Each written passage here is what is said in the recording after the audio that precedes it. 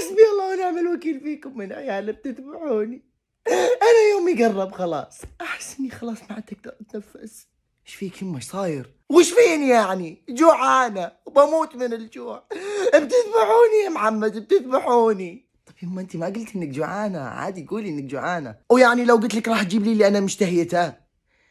يا محمد انا مشتهيه دجاج، بس مو اي دجاج، مشتهيه دجاج نظيف يطعم هنا كذا محلي، الدجاج المحلي. اوه اجل انت يمه ما جربتي الدجاج العدل؟ كنتاكي عندهم الجرين باكت، ما اتوقع انك جربتيه من قبل. هذا دجاج محلي 100%، وعاد المحلي طعمه مرة احسن. عندي الموضوع انا ضبطك. هذا الصح يمه، والمحلي طعمه مرة احسن.